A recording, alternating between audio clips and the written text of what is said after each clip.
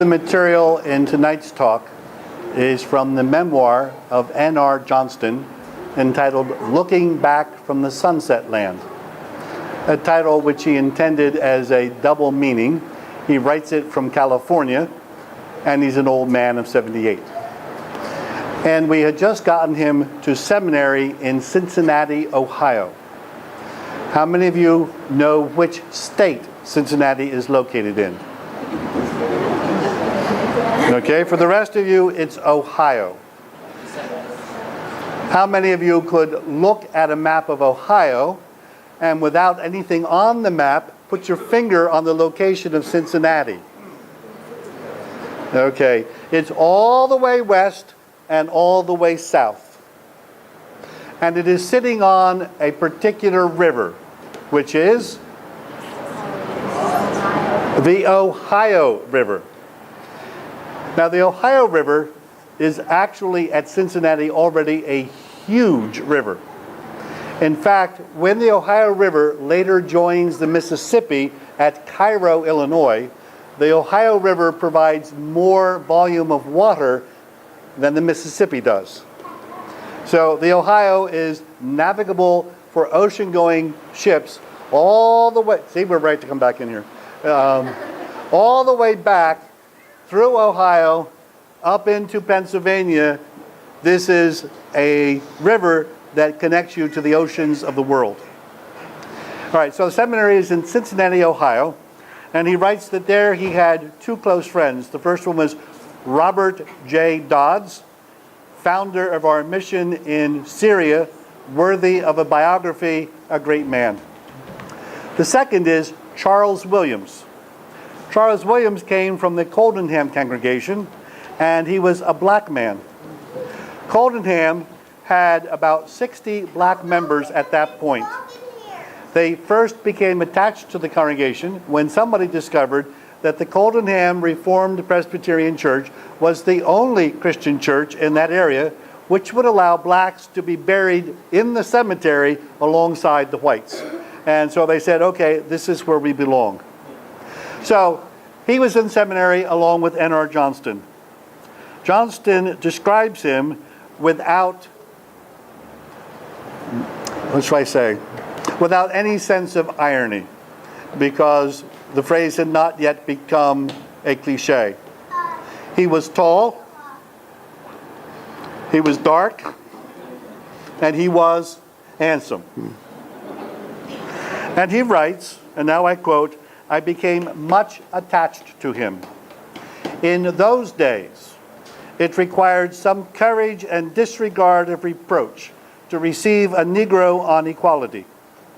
In Cincinnati, just across the river from Kentucky, there was much of the pro-slavery spirit and prejudice against colored people. When walking on the streets with Mr. Williams, going to and from seminary, sometimes arm in arm with him, for I loved him, I was often insulted by men and boys who would laugh aloud, and then I won't quote what he puts in there as what was shouted at him. I always felt sorry for him," meaning his companion, "but he knew that he was an object of that cruel hate, peculiar to those who had the caste feeling, a prejudice against color that was born of slavery. Even some of the students of theology did not care to be seen walking with him in the streets of Cincinnati." Williams lasted 1 year in the seminary. Here is what happened to him.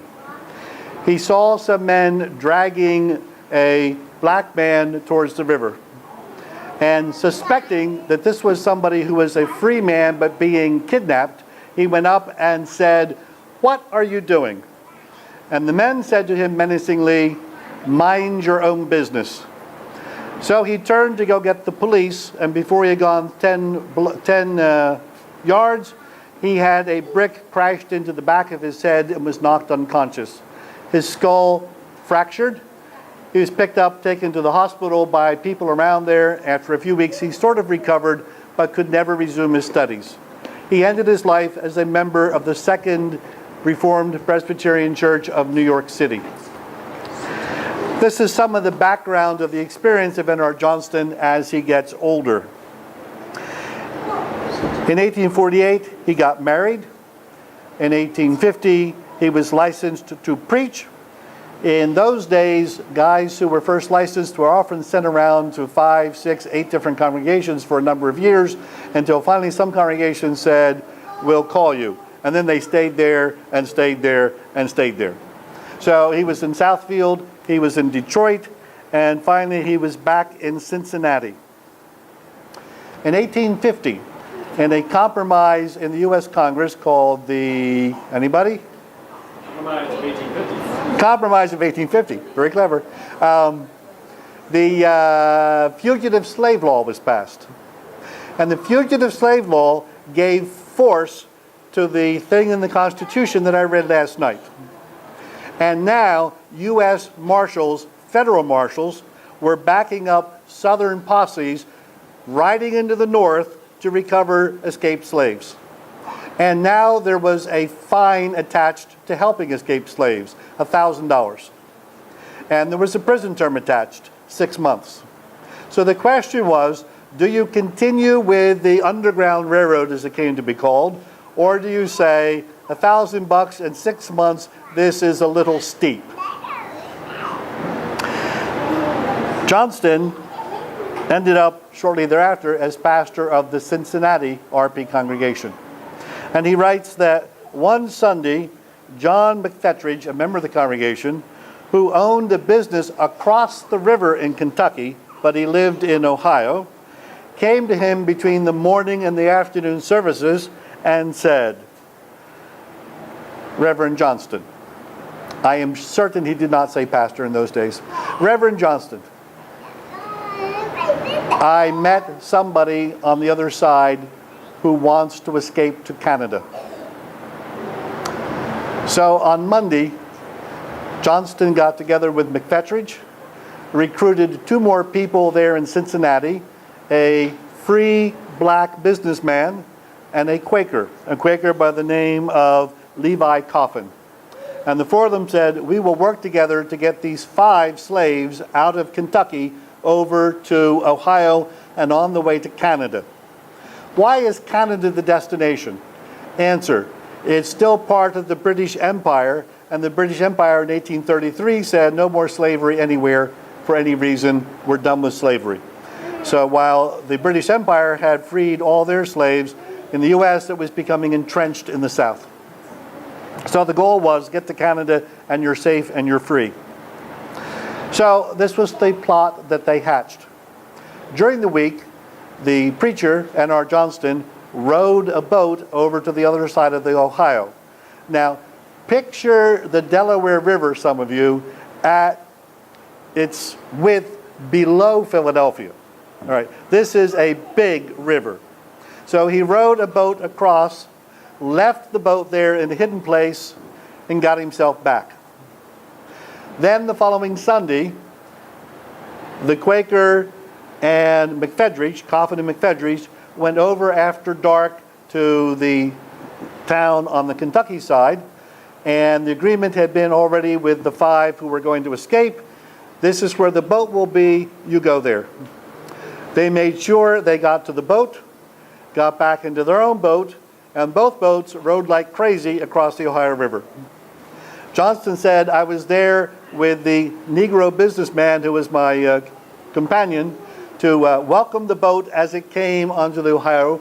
We landed unseen. And then we took them 2 by 2 to a safe house in Cincinnati." However, the wife was carrying a bundle of clothes, which meant what?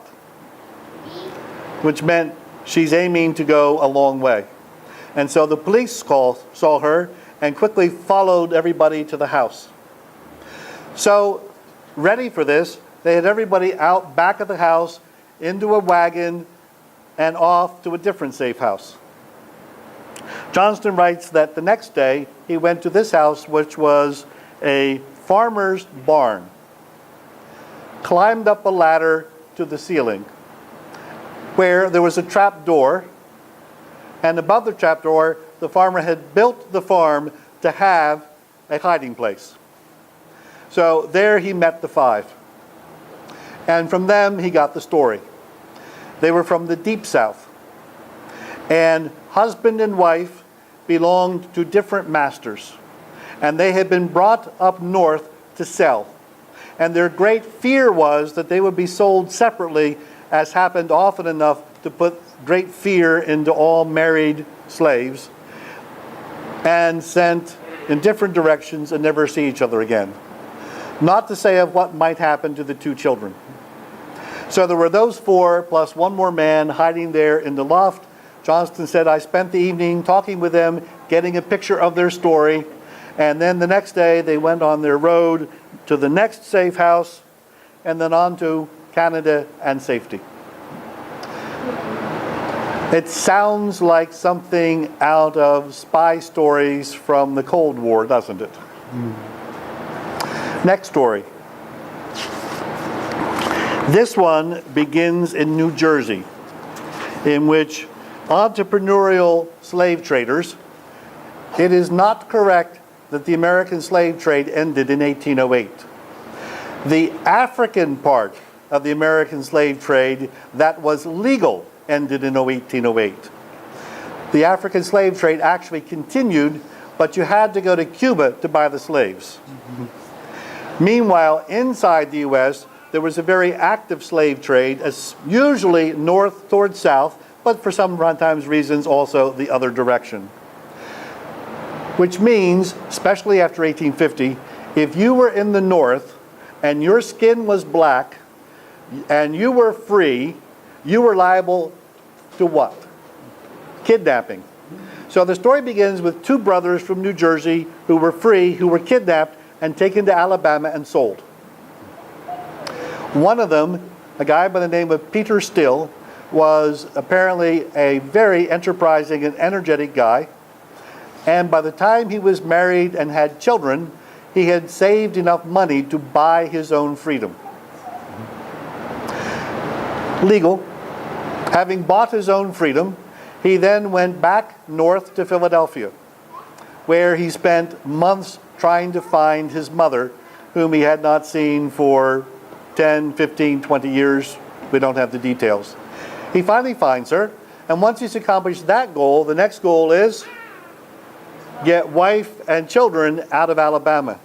Now, from Philadelphia to Alabama is a long way. It's even a long way today with automobiles and the interstate highway system. In those days, it was a very long way. So he got together with a Quaker by the name of, I have to get the name here, Conklin. And Conklin agreed, I'll go down south, make contact with your wife, and we will try to bring them north and to freedom. Now, why didn't he go himself? Yeah, he'd be back in slavery, right. So it had to be somebody with a white skin. So Conklin went down, made contact with the wife, and got the family and the wife and one other man all the way up back to Indiana this time, where Johnston was now pastor of a different church. They got to cross the river and into a safe house owned by David Stormont, a Covenanter farmer. Early in April, Stormont, this plan having been long arranged, came to Johnston and said they've arrived. Johnston, of course, wanted to go and talk to them. So he went and talked to them, and he writes, the woman was the leader and was obviously very intelligent and very able. Now you might ask, if you're thinking about this, how did Conklin know which of the slaves is the one he's looking for? And the answer was, before Peter went north, the wife had said to him, give me your cape. And then she had cut a hole in the right shoulder and sent him north with the cape with the hole in the right shoulder. Conklin had gone south with the cape with the hole in the right shoulder. And when he made the contact with the right person, she knew he was safe because he had the cape from the husband with the hole in the right shoulder. So from Alabama, they rode to Indiana.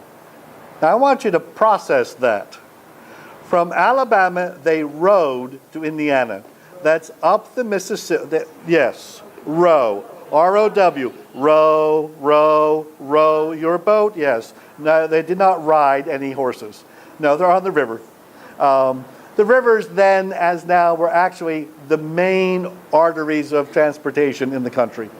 So they rode up the Mississippi. They turned northeast on the Ohio. They landed at the agreed-upon place in Indiana, and they met whoever they'd been arranged to meet with and went to Stormont's house. 18 miles north of the Ohio River. She said, this is what the rowing was like. We were chased on the shores, we were shot at, we were pursued, and we kept rowing. He says, I stayed all night, talking late, always knowing that a posse of armed and horse-riding men might surround the house. None did. So the next day, they were taken 23 miles north to the next safe house, where they were caught and hurried right back down to the Ohio River. The slaves escaped, were now slaves again. The master had followed them all the way from Alabama. He came, claimed his property, and they were taken right back down south to Alabama. The person in real trouble was Conklin, who was found dead the next day with his hands still handcuffed and his head stove in the back, drowned or perhaps killed in the river. Johnston said, I did my best to investigate his killing and was told that the ship captain had fallen asleep and had no idea what had happened to Conklin, and the U.S. Marshals were not interested in pursuing this further, and so there was nothing more that he could do about it. He says he arrived there 3 hours late. Now, in a day before cell phones, I don't know whether, can anybody here imagine a day before cell phones? Okay, only the old ones. The middle-aged ones and up can imagine a world without cell phones. All right, so without cell phones, actually without rotary phones, actually with just the beginnings of the telegraph, there was no way to send a message back 41 miles south, they've been captured. So when word got back there, Johnston hurried across the river. It was too late. He said, if we had known, we would have tried to mount a rescue. Remember, the Covenanters were not shy about pulling out their guns. Peter was still free. And he did not give up. It was his wife and his children down in Alabama. So for the next 4 years, he raised money. And when he had enough money that he thought would buy them out of slavery, he sent somebody else south with the price of their freedom. And because their price was now lower than ordinary, why lower? They'd shown that they would run. And so they were less valuable. However, still quite expensive. He bought the freedom of wife and 2 children, brought them back, and Johnston remained friends with Still for many years later. He shows up again in the autobiography.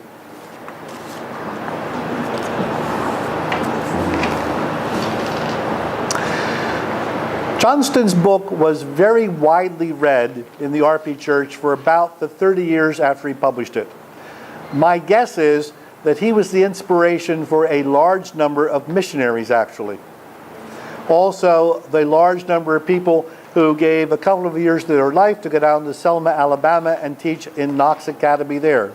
Also an inspiration to a large number who went to a mission in Oklahoma to the Indians. It is a book that, in my opinion, should be reprinted. If you get hold of a copy, it's this interesting mixture of famous people I have known, like William Lloyd Garrison and Frederick Douglass. Stories like the ones I have pulled out and told you. pastoral experience in different congregations, teaching schools.